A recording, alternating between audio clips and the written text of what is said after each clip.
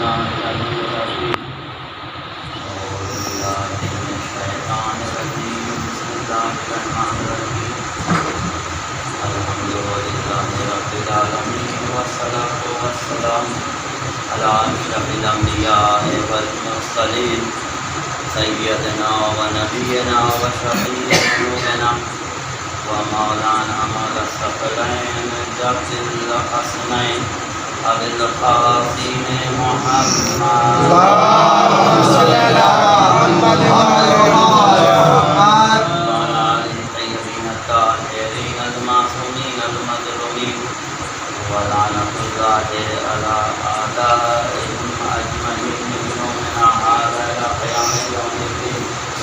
أما بعد فقد قال رسول الله صلى الله عليه وآله وسلم إن الحسين مصباح الهدى وسفينة النجاة. اللهم صل على محمد وعلى آل محمد.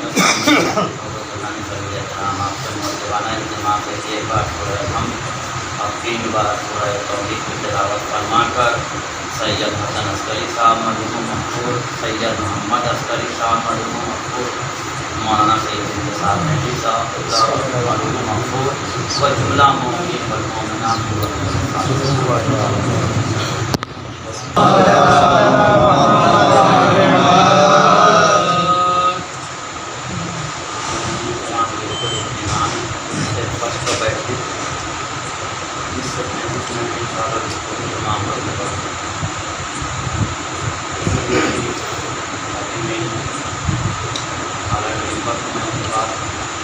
کافی بات پیش نہیں کرتا ہوں، مگر حالت یہ ہوتی ہے ابھی تک 29 ریلیز سے لے کر کل شب تک ایک دن بھی آرام کرنے کا موقع نہ مل سکا ہے. بہرحال اس بات کا خبر نہیں ہے کہ کثرت سے مجلسیں پڑھنی ہیں. دعا اس بات کی پروردگار اتنی کثیر ذکر میں ایک ذکر بھی اگر حضور کر لے گا تو میری شفاعت کے لیے کافی. اس بات کی اکڑ نہیں ہے کہ اتنی مجلسیں پڑھنی، یہ کہ اکڑے وہ جو اہل بیت ہونا پہچان پاتے. در اہل بیت پہ اکڑ نہیں ہے.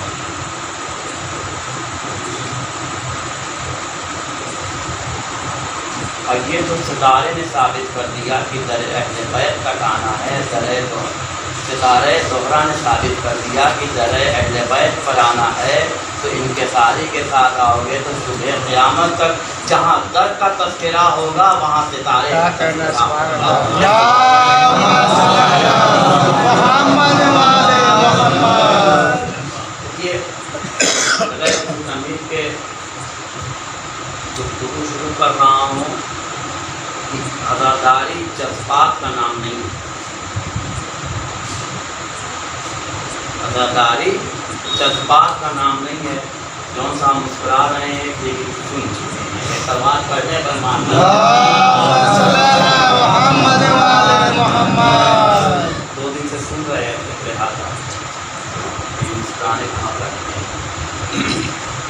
عزاداری جذبات کا نام نہیں ہے، یا عبادت جذبات کا نام نہیں ہے. عزاداری عبادت ہے یا عزاداری کی شکل میں عبادت ہو یا واجبات کی شکل میں عبادت ہو، جذبات کا نام نہیں ہے. اس لیے کہ دین نے جذبات کو رکھا ہی. دین کا پورا دار و مدار عقل پہ ہے. عبادت فرض کی گئی صاحب عقل پہ. جا کے شرعی مسئلہ اٹھا کر دیکھو، یا عاقل پہ عبادت واجب ہے یا بالغ پہ عبادت واجب ہے. یعنی یہ عاقل کی شرط بتا رہی ہے کہ عبادت میں عقل کا دخل ہے، جذبات کا دخل نہیں. اسی طریقے سے یہ عبادت ہے، عزاداری میں بھی جذبات کا دخل نہیں ہے، عقل کا دخل ہے. میں نے عرض کیا ہے ایام ادا میں کہ عزاداری ہمیں دیکھنی ہے. کہ عزاداری کیسے کرنی، یہ سوال ہو رہا تھا. اس حالات کے حالات آپ کے پیچھے نظر ہیں کہ عزاداری کیسے سوال گردش کر رہا تھا کہ عزاداری کیسے ہوگی. میں نے عشرے میں پڑھنے میں بھی یہ بات کہی کہ یہ سوال نہ کیجیے کہ عزاداری کیسے ہوگی، سوال یہ کیجیے کہ ہمیں عزاداری کیسے کرنی ہے. کیسے ہوگی کا سوال ہی نہیں ہے. ابھی سوال کر رہا ہوں میں، فرض ادا کی بنیاد کب پڑی؟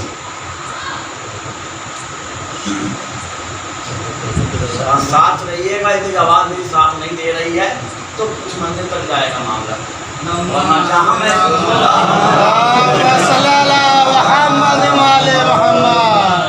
عزاداری کی بنیاد کب پڑی؟ سن 62 ہجری رہائی کے بعد.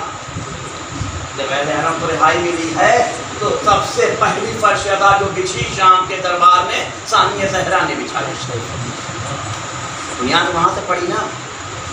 تو سن 62 ہجری سے لے کر سن 1441 ہجری تک، یہ 42 چل رہا ہے، سن 1441 ہجری تک آپ مجھے کوئی روایت لا کر دکھائیے کہ سن 62 ہجری سے لے کر سن 1441 ہجری تک. اب آپ حساب کر لیجئے گا کہ اس مدت میں کبھی عزاداری رکی ہو. آپ اگر عزاداری رکی ہو تو آپ مجھے بتا دیجئے گا. سن 62 ہجری سے لے کر سن 1441 ہجری تک اگر کبھی عزاداری رکی ہو تو آپ مجھے بتا دیجئے گا. تو جب سن 62 سے لے کر سن 1441 ہجری تک فرش ادا کبھی سمیٹی ہی نہیں گئی تو یہ سوال ہی عبث ہے کہ فرش ادا کیسے بچھے گی. یہ سوال ہی عبث ہے کہ فرش ادا کیسے بچھے گی. اب جن کے نگاہوں میں بنی امیہ اور بنی عباس کی تاریخ ہے وہ کبھی یہ سوال نہیں کریں گے کہ فرش ادا کیسے بچھے گی. جس طریقے سے بنی امیہ کے دور میں، بنی عباس کے دور میں فرش ادا بچھانے والوں نے فرش ادا بچھائی، اسی طریقے سے آج بھی فرش ادا بچھے گی. مگر شرط ہے کہ جذبات کو حاوی نہیں ہونے دینا ہے. سوال پڑے گا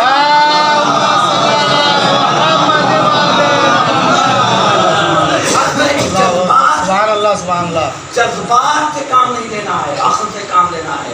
جس طریقے سے بنی امیہ کے دور میں چاہنے والوں نے فرش ادا بچھائی ہے، ایسا نہیں ہے کہ مراجع کرام نعوذ باللہ اس فرش ادا کے دشمن ہیں یا مراجع کرام کے گھروں میں عزاداری نہیں ہوتی. دلیل کے طور پر ایک بات پیش کر دوں، مراجع کرام کی گھر کی قدرت. اگر مراجع کرام ابھی سمجھ میں نہیں آ رہے ہیں اور ہم اہل بیت کو سمجھنے چلیں، کیا کہنا ہے؟ مراجع کرام سمجھ میں نہیں آ رہے ہیں، ہم اہل بیت کو سمجھنے چلے ہیں. پہلے انہیں تو سمجھ لو جو خادم ہیں. کیا کہنا اللہ، یہ سمجھ میں آ گئے تو وہ اس پر سمجھ میں آ جائیں گے. میں اسی طرح نہیں کہہ رہا ہوں، اگر مراجع کرام سمجھ میں آ رہے ہوتے تو کبھی ان کے فتووں کی مخالفت نہ ہوتی.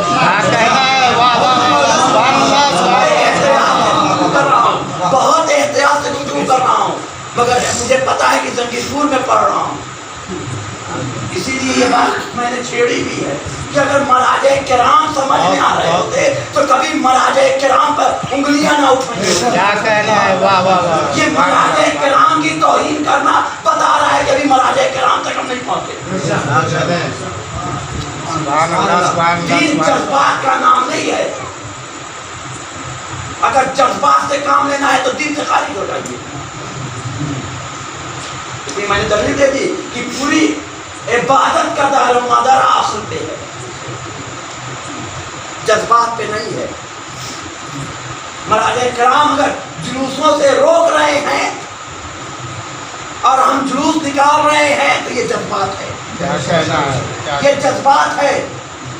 مراجع کرام نے کہا نعوذ باللہ مخالف نہیں ہے اہل بیت کے، دشمن نہیں ہے اہل بیت کے نعوذ باللہ. لہذا یہ واقعی کی طرف اشارہ کروں گا. مراجع کرام کی فہرست غیبت کبریٰ سے لے کر ابھی تک کی بہت طویل فہرست ہے، سب کا تذکرہ بھی نہیں کیا جا سکتا. ایک بالکل بہت زیادہ وقفہ نہیں گزرا ہے. سامنے کی شخصیت عبدالحسین امینی، آیت اللہ عبدالحسین امینی جن سے تقریباً سب باقی صاحب الغدیر یہی عرض کیا تھا کہ 40 ملکوں کا سفر کیا غدیر لکھنے کے، جس میں ہندوستان کا بھی سفر تھا۔ سید الملت کے مہمان رہے، غدیر صاحب کے دادا اور دادا کے نام مہمان رہے، 6 ماہ تقریباً لکھنؤ میں قیام کیا ہے، واحدین کی لائبریری اور ناصر لائبریری کو کھنگالا ہے، تب جا کر الغدیر جیسی کتاب لکھی ہے۔ اب ان کے میں کہا مراجع کرام عزاداری کے مخالف نہیں ہیں، امام حسین بن نوز اللہ دشمن نہیں ہے۔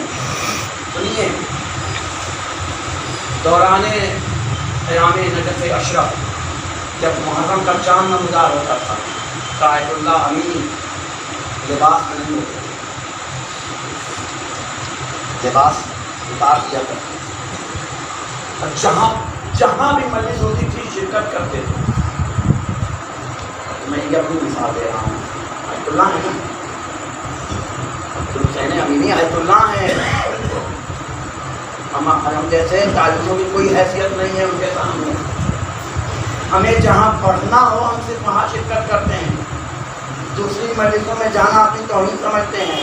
آیت اللہ ہے، ہر فرش پہ نظر آ رہے ہیں، یہ ہیں مراجع کرام، پہچانے انہیں۔ ہر فرش پہ جب اچھا وضع خانوں میں جاتے تھے تو قالین پر نہیں بیٹھتے تھے، جو فرش بچھا رہتا تھا اس پہ نہیں بیٹھتے تھے، بلکہ فرش کو ہٹا کر قالین کو ہٹا کر خاک پر بیٹھتے تھے، خاک پر بیٹھتے تھے۔ یہ عمل کچھ مومنین کو عجیب لگا، سوال کر لیا آیت اللہ امینی سے کہ آقا آپ جیسی شخصیت اور خاک پر بیٹھتے ہیں، آپ کی جگہ منبر کے قریب ہے، وہاں کیوں بیٹھتے ہیں؟ جواب سنیں گے، یہ ہے معرفت کی منزل۔ امام بھی معرفت حاصل کریں، امام حسین کو پہچانیں۔ آیت اللہ امینی کا جواب سنیں، کہا تم ظاہر کو دیکھ رہے ہو، تم ظاہر کو دیکھ رہے ہو، میں باطن دیکھ رہا ہوں، میں اس فرش پر کیسے بیٹھا ہوں جس فرش پر شہزاد کے کونین بیٹھے ہیں۔ میں سوال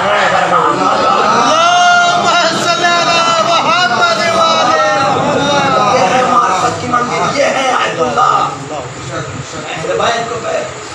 لہذا اگر مراجع کرام کوئی بیان دے رہے ہیں، ہم نے مراجع کرام کے بیان کو سمجھا ہی نہیں اور زبان کھول دی،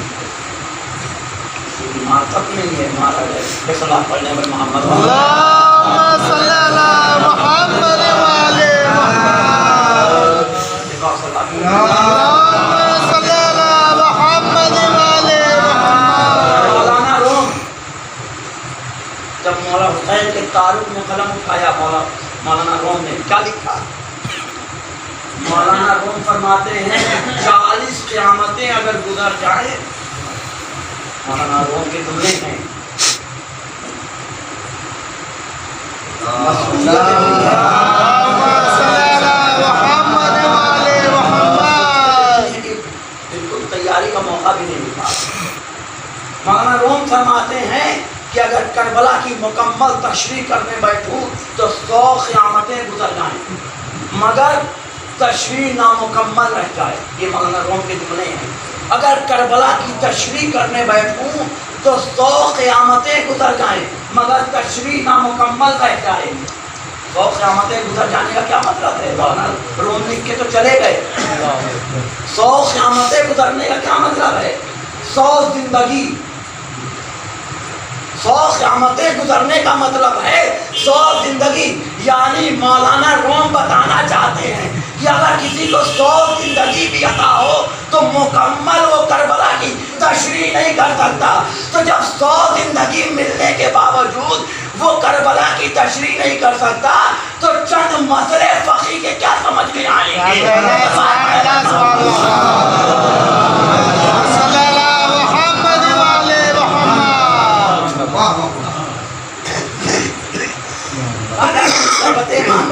جب امام موجود ہیں تو فقی کا کام کیا ہے؟ کہا جا رہا ہے نا، آواز اٹھ رہی ہے، بڑے شور سے آواز اٹھ رہی ہے، تھوڑی سی مرتبہ صحیح گفتگو ہے۔ تاکہ ہم مت کریں. جب تو پہچان لیں تو امام سمجھ میں آ جائے گا, معصوم سمجھ میں آ جائے گا. کہا جا رہا ہے نا کہ امام جب ہے تو فقیہ کا کیا کیا. اب ایک سوال کر رہا ہوں, کوفہ سے دعوت کس کو ملی تھی؟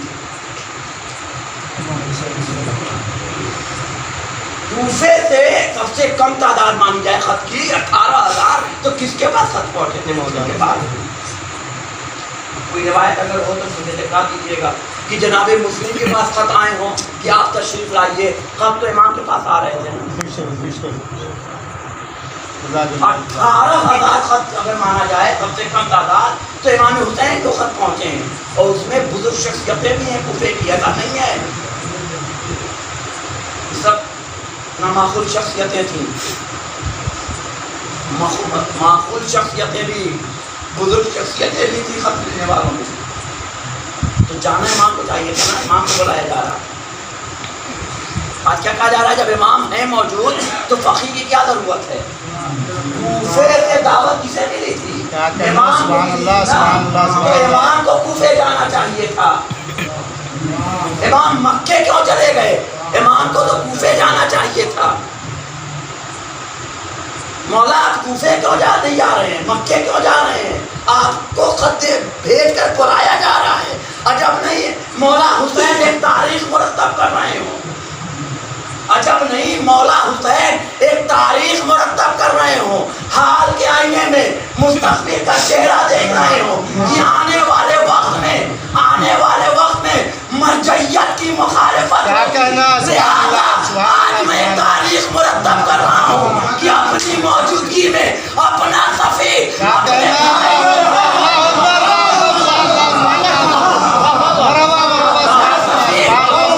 کو بھیج رہا ہوں تاکہ دنیا دیکھ لے امام کے ہوتے ہوئے نیابت کی جا سکتی ہے.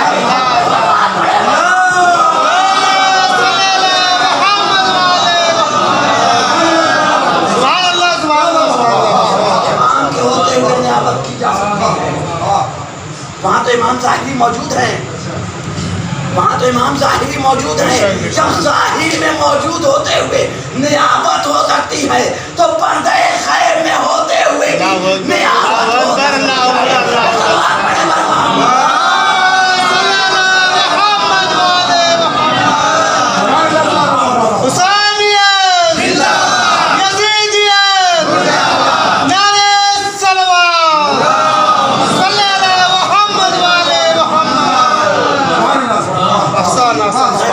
امام کی موجودگی میں فقیہ کا کیا کام ہے؟ چلیے کربلا کی طرف. سنی ہی باتیں ہیں, صرف دلیل کے طور پر پیش کر رہا ہوں. امام کی موجودگی میں یہی کہا جا رہا ہے نا کہ امام موجود ہے تو فقیہ کا کیا کام. امام نے کسی کو فقیہ لکھا ہے کربلا کے میدان میں؟ حبیب کو کیوں فقیہ لکھا ہے؟ حبیب تو کربلا میں موجود بھی نہیں ہے, کوفے میں ہیں. عباس کیا فقیہ نہیں ہے؟ کہہ سکتا ہے عباس فقیہ نہیں ہے؟ کیا علی اکبر فقیہ نہیں ہے؟ دلیل دے دوں. اگر لعاب دہن ایک معصوم کا لعاب دہن غیر معصوم تک منتقل ہو جائے تو 70 زبانوں کا مالک بن جائے.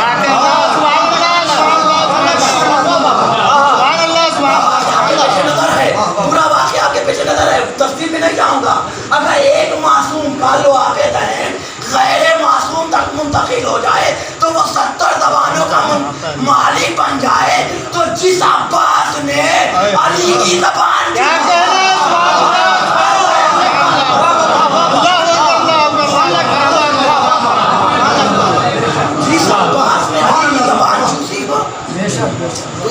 کہہ سکتے ہیں کہ عباس فقیہ نہیں ہے؟ مولا عباس تو فقیہ لکھنا چاہیے تھا. حبیب کو کیوں فقیہ لکھا جا رہا ہے؟ حبیب تو کوفے میں ہے, کربلا میں ہے بھی نہیں. یہ مولا حسین حبیب کو فقیہ نہیں لکھ رہے ہیں. پھر یہی حال کے آئینے میں مستقبل کا چہرہ دیکھ رہے ہیں. اچھا, جب فقیہ لکھا ہے تو کربلا میں کتنے امام موجود تھے؟ جب فقی لکھا ہے مولا حسین نے تو کربلا میں کتنے امام ہیں؟ 3 امام موجود ہیں، مولا حسین، مولا سجاد، امام محمد باقر. 3 اماموں کی موجودگی میں فقی لکھا جا رہا ہے.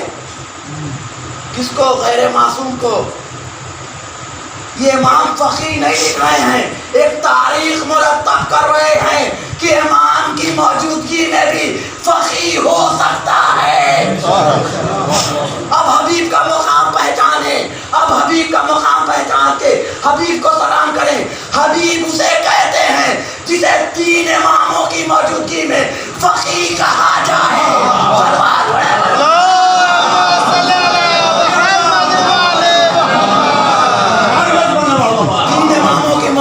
جسے فقی کہا جائے اسے حبیب کہتے ہیں. اب جو آج اعتراض ہو رہا ہے کہ امام موجود ہے فقی کی کیا ضرورت، اگر زبان میں طاقت ہے تو یہی سوال حسین سے کرو کہ آپ کی موجودگی میں، سید سجاد کی موجودگی میں، امام محمد باقر کی موجودگی میں فقی کی کیا ضرورت. پتا چلا یہ جذبات بول رہے ہیں، عقل نہیں بول رہی. عقل نہیں بول رہی ہے، جذبات بول رہے ہیں. ہم نے مولا حسین کو پہچانا ہی نہیں، رسمن آئے فرش پر بیٹھے تذکرہ سنا سن کر چلے گئے. ہم نے امام کو پہچانا ہی نہیں. پہچان کر فرش ادا پر آئے ہوتے، معرفت کے ساتھ آئے ہوتے تو کبھی اس طرح کی گفتگو نہ ہوتی. اور تمام انسان امام کو پہچانے یا نہ پہچانے، جانور امام کی معرفت رکھتے ہیں. پوری فضیلت کربلا سے پیش کروں گا، جتنی دیر گفتگو کروں پوری فضیلت کربلا سے. میں نے کہا کہ انسان امام کو پہچانے یا نہ پہچانے، جانور امام کی معرفت رکھتے ہیں.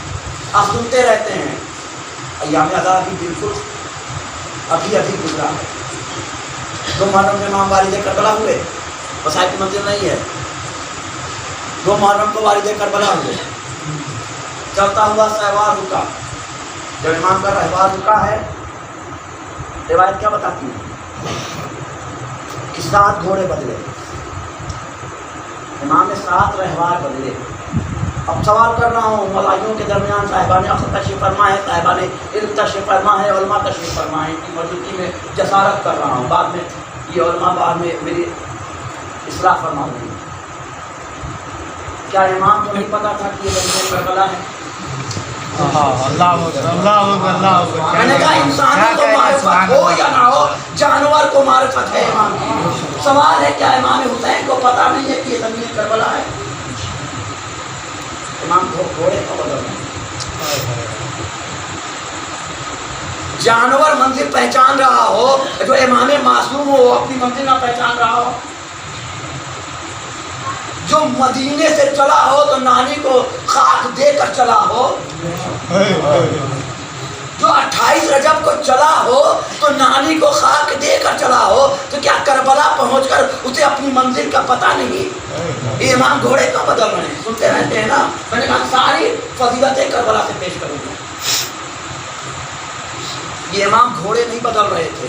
امام ایک پیغام دے رہے ہیں کہ دنیا والوں، تم میری معرفت رکھو یا نہ رکھو، تم مجھے پہچانو یا نہ پہچانو، میری منزل تو میرا گھوڑا پہچان رہا ہے.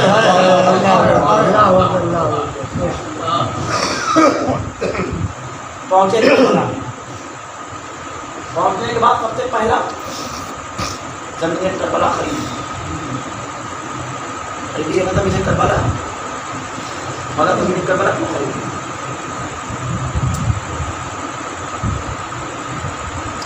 مولا حسین کی ولادت سے قبل جس سرزمین کا تذکرہ انبیاء کے درمیان ہوا ہو، میں ساری روایت کی طرف نہیں جاؤں گا کہ آدم زمین کربلا سے گزرے، کیا جناب نوح گزرے، جناب ابراہیم وغیرہ، سب ساری روایتیں آپ کے پیش نظر ہیں. جب یہ زمین کربلا کا تذکرہ انبیاء کے درمیان بار بار ہو رہا ہے تو یہ زمین کربلا خریدنے کی ضرورت کیا ہے؟ روایت تو یہ کہتی ہے نا کہ زمین کربلا امام بغیر کی زمین خرید ہو رہے ہیں. مولا یہ زمین آپ کے لیے ہے، آپ اس زمین کے لیے خرچ ہوئے ہیں، آپ یہاں زندگی گزارنے کے لیے نہیں آئے ہیں. ابھی 10 دن کے بعد شہید کر دیے جائیں گے کہ مولا زمین نہیں خرید رہے ہیں. امام تعصب پسند مورخوں کا ذہن پڑھ رہے ہیں.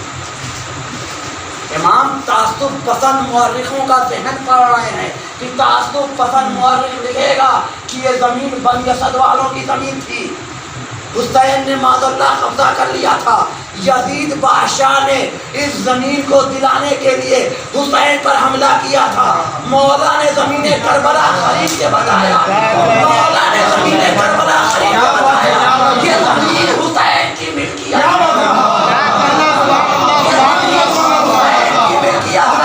اب جو یہاں آئے گا وہ ظالم کہلائے گا.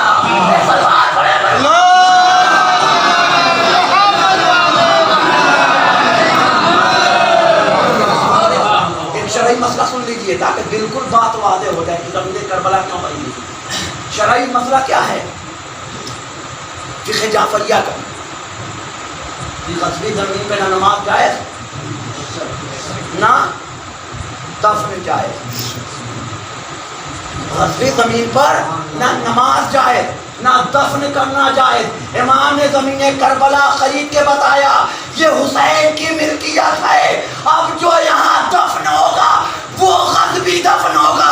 حسین اور اصحاب حسین غصبی دفن نہیں ہوں گے. ایسا بات پڑے پر محمد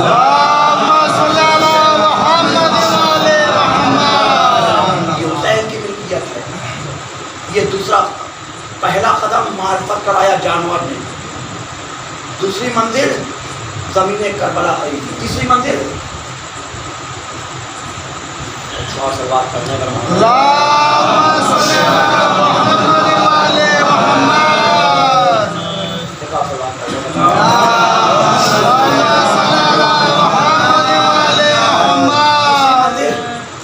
دو منزل میں نے کربلا کی پیش کر دی. تیسری منزل قیام کہاں لگوایا؟ دریا کے کنارے نا, نہر کنارے. 4 محرم کو ہوا کہ خیران حسینی ہٹائے جائیں. مسائل کی منزل نہیں, میں نے کہا فضیلت کا وہ شاید پیش کر رہا ہوں کربلا سے.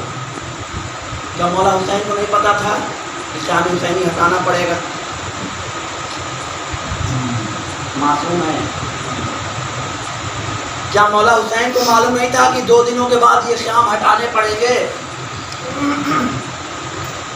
جب مولا آپ کو علم امامت سے علم ہے کہ یہ خیام 2 دن کے بعد یہاں سے ہٹانے پڑیں گے تو دریا کے کنارے لگا کیوں رہے ہیں؟ پہلے ہی دور لگائیے تاکہ ہٹانا نہ پڑے. عجب نہیں حسین جواب دے میں زمین کربلا خرید چکا ہوں. میں نے پیش کر دیا میں زمین کربلا خرید چکا ہوں. یہ زمین میری ملکیت ہے, چاہے جیسے استعمال کروں. یہ زمین کربلا میری ملکیت ہے, اب میں چاہے جیسے استعمال کروں. یہ خیام جو دریا کے کنارے لگا رہا ہوں اختیار سے لگا رہا ہوں.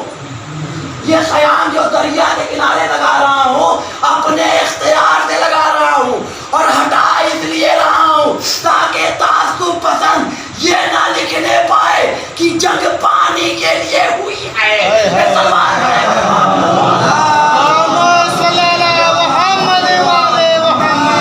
یہ نہ لکھنے پائے کہ یہ جنگ پانی کے لیے ہو گئی لہذا قیام حسینی ہٹے گا. یہ ہے فلسفہ خیام لگانے کا, خیام ہٹانے کا. اس لیے چلو ایک تاریخ کی طرف پلٹ رہا ہوں آپ کو. جنگ صفین میں چلیے. یہ جنگ بیٹے سے, وہ جنگ باپ سے, باپ کی جنگ باپ سے, بیٹے کی جنگ بیٹے سے. تشریح نہیں جاؤں گا, نظر ہے وقت تمام ہو رہا ہے. جنگ صفین میں پہلے کس کا قبضہ تھا؟ فرات پہ.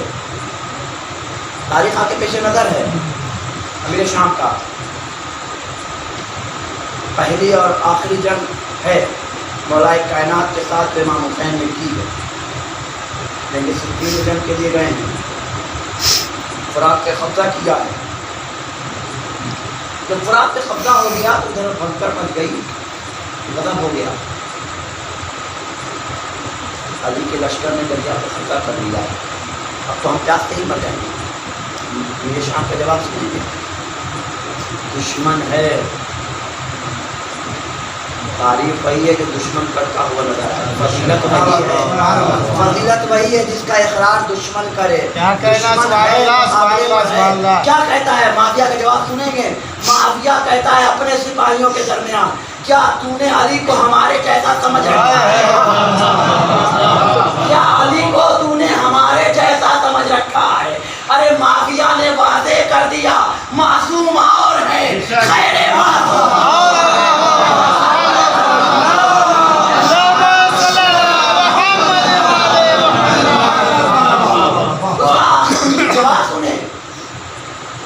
اس کا جواب سنے، کہتا ہے کیا تو نے علی کو اپنے جیسا سمجھ رکھا ہے؟ علی کریم ہے، کبھی ہم پر پانی بند نہیں کر سکتے. علی کریم ہے، کبھی ہم پر پانی نہیں بند کر سکتے. حسین علی کے بیٹا ہے، حسین نے خیام کو اسی لیے ہٹایا. کل نہ میرے بابا نے پانی کے لیے جنگ کی تھی، آج نہ میں پانی کے لیے جنگ کروں گا.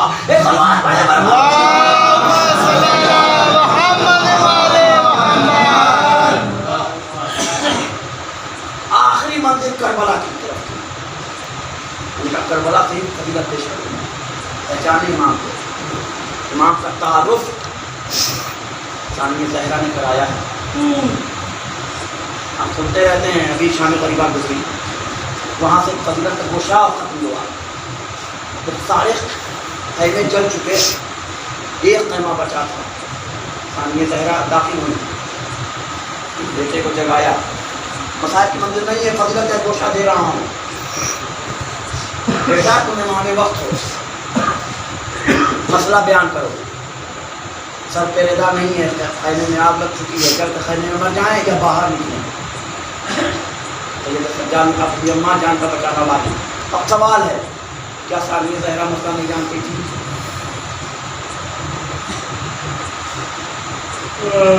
کیا ثانیہ زہرا معاذ اللہ ثم معاذ اللہ مسئلہ نہ جانتی تھی؟ جس کے گھر کی کنیز قرآن کے لہجے میں گفتگو کرے، جس کے گھر کی کنیز قرآن کے لہجے میں گفتگو کرے، قرآن کی آیتیں پڑھتی ہوئی نظر آئے، کیا ثانیہ زہرا نعوذ باللہ کوفے میں علی کے دور خلافت میں قرآن کا درس دے چکی ہیں؟ تاریخ اٹھا کر دیکھ لیجیے. پھر یہ ثانیہ زہرا سید سجاد سے مسئلہ کیوں پوچھ رہی ہے؟ خود عمل کریں. میں نے 10ویں کی مجلس میں پردھان صاحب کے والدہ کے 10ویں کی مجلس میں نے یہ بات کہی تھی کہ عالم غیر معلمہ کا لقب سید سجاد دے چکے ہیں. کٹیا میں یہ بات میں نے پیش کی تھی. جو معصوم امام معصوم اپنی خودی کو عالم غیر معلمہ بتا رہا ہو، کیا وہ شرعی مسئلہ نہ جان رہی ہے؟ پھر یہ مسئلہ پوچھنے سید سجاد کے پاس کیوں آئی؟ یہ مسئلہ پوچھنے نہیں آئی ہے، یہ مسئلہ پوچھنے نہیں آئی ہے. شیطانیہ زہرا جلتے ہوئے خیموں کے درمیان دشمنوں کے نرخے میں امامت کا تعارف کرانے کے لیے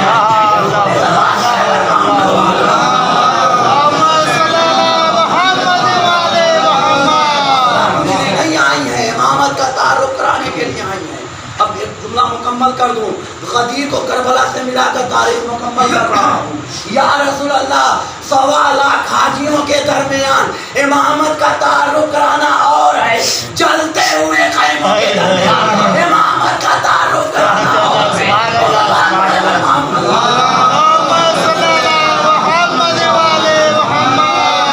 امامت کا تعارف کرانا، امامت کو پہچانوانے آئی ہیں، معرفت حاصل کرے امام حسین کی فرشیدہ بچھانے سے پہلے.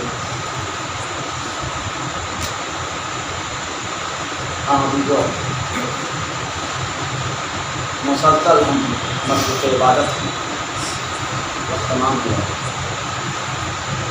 جب سے فلک کے محرم کا چاند نمودار ہوا، اس دن سے لے کر ابھی تک مگر ایک سوال کر رہا ہوں، کیا عشرۂ اولیٰ میں حق کی ادا ہو گیا؟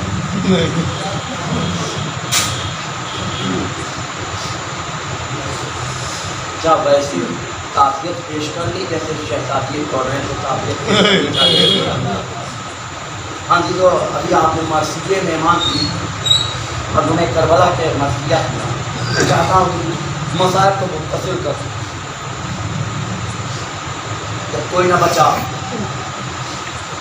کربلا میں ایک فضیلت کا گوشہ میں نے چھوڑ دیا انشاءاللہ پھر کبھی. امام نے کربلا کے میدان میں حلیم کی سزا بلند کی. یہ سوال کر کے چھوڑ رہا ہوں کہ یہ سزا صرف اس وقت کے لیے تھی یا آج کے لیے بھی ہے.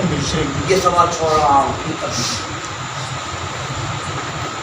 7 آوازیں استغاثہ امام نے کربلا کے میدان میں بلند کی. تاریخ بتاتی ہے کہ آگے مقاتل لکھتے ہیں کہ مظلوم کربلا نے 7 بار آوازیں استغاثہ بلند کی اور ہر آواز استغاثہ پہ کوئی نہ کوئی رد عمل ہوا. 6ٹھی بار جب آواز استغاثہ امام نے بلند کی ہے تو علی اصغر نے اپنے آپ کو 7ویں آواز استغاثہ جب کربلا کے میدان میں بلند کی ہے جو شہداء کے لاشیں لبیک یا حسین کی صدا بلند کی. ارے کاٹی ہوئی گردنوں سے جملہ مکمل کر رہا ہوں. آواز استغاثہ کی بات تک آ گئی تو کل کٹے ہوئے گردنوں سے اصحاب حسین لبیک نہیں کہہ رہے تھے, حسینیوں کو پیغام دے رہے تھے. ہاں جی جب کوئی نہ بچا حسین رخصت آخر کے لیے پوری رخصتی نہیں پیش کروں گا. رخصت آخر کے لیے میں قیام میں آیا. تمام دلیوں نے رخصت کیا. بہن زینب تم پر میرا سلام. رخصتی سن چکے ہیں, رخصتی پوری پیش نہیں کروں گا. تمام بیویوں پر الوداع کہا. خیمے سے باہر آئے مگر جب خیمے سے باہر آ رہے تھے ثانیہ زہرا نے روکا. پہنا کیا تمہیں رخصت کر لیا تھا تب آ جائے قریب آؤ. جب حسین قریب آئے صاحب مکاتب لکھتے ہیں کہ ثانیہ زہرا کہتی ہے ماں جائے ذرا اپنا ایک مرتبہ نے اپنا گلے مبارک قریب کیا. ثانیہ زہرا نے حسین کے گلے کا بوسہ لیا. یہ گلے کا بوسہ کیوں کہے بھیا جب اماں کا اماں نے وصیت کی کہ حسین رخصت آخر حسین کے گلے کا بوسہ لیا.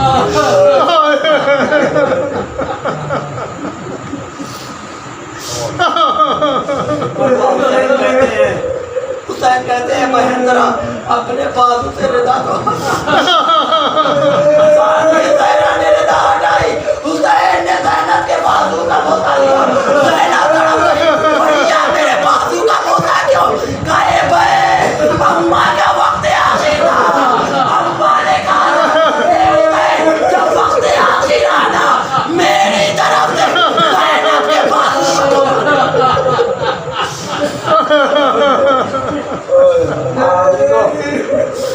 حسین نے بیویوں کو الوداع کہا.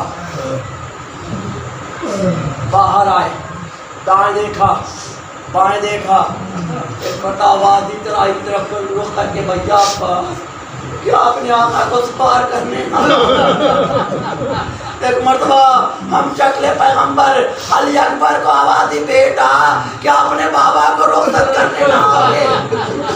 شہداء کی لاشیں تڑپنے لگی. لبیک یا امام مولا موت نے مجبور کر دیا. آپ مرثیہ سنتے رہتے ہیں نا میرا نیز کیا رخصتی کا کوئی نہ تھا کہ فقط بہن نے کیا تھا کوئی نظر نہیں آیا. ثانیہ زہرا خیمے سے باہر آئی. لجام فرض کو پکڑا. بھیا خدا حافظ. گھوڑا آگے نہیں بڑھتا. مطلب کربلا کہتے ہیں مجھے پتا ہے تو بھی 3 دن کا بھوکا اور پیاسا ہے. یہ آخری سواری ہے مجھے مقصد تک پہنچا دے.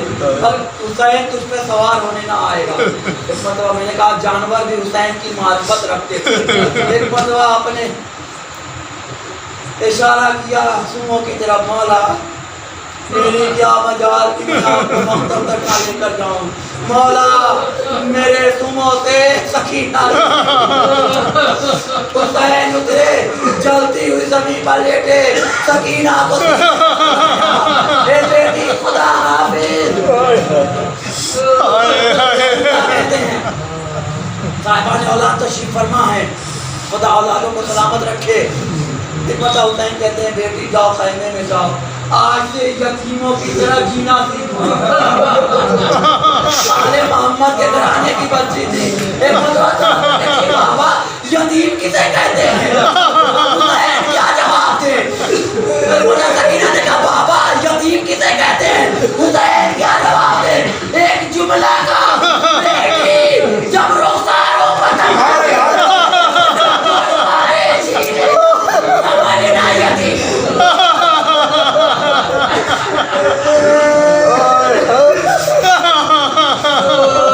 حسین مقتل میں آئے, جنگ پیش نہیں کروں گا. حسین مقتل میں آئے, وہ جنگ کی خیبر کی جنگ یاد دلاتی, مگر 3 دن کا بھوکا پیاسا کہاں تک لڑتا. زمین کربلا پہ آیا, میں غلط کہہ گیا. مولا حسین کربلا زمین کربلا پر نہیں آئے ہیں, بلکہ امام زمانہ فرماتے ہیں سلام ہو اس جنگ میں کے نہ جا کے بکھرے ہیں.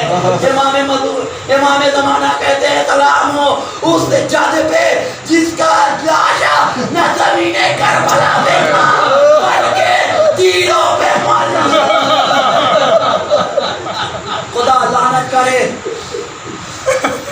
شمر ملعون پہ. خود خنجر لے کر آگے بڑھا, کشت پہ سوار ہوا, 12 ضربوں میں سلطنت میں جدائی ہوئی. فضا میں آواز سکوت ہوا, فضا میں آواز گونجی قد قتل الحسین بے کربلا, قد ذبح الحسین بے کربلا. ارے ثانیہ زہرا بیمار کے خیمے میں آئی, بیمار کو جگایا, اے بیٹا ارے بیمار کو جگا. بیمار نے کہا اے پھوپھی اماں ذرا خیمے کا پردہ ہٹائیے تاکہ اس بیٹے کو یہ منظر نہ دکھائے. خیمے کا پردہ ہٹا, سید سجاد نے دیکھا باپ کا السلام علیکم یا فاطمہ, السلام اے پھوپھی اماں ہم یتیم بھیڑ بھائی ہو گئی.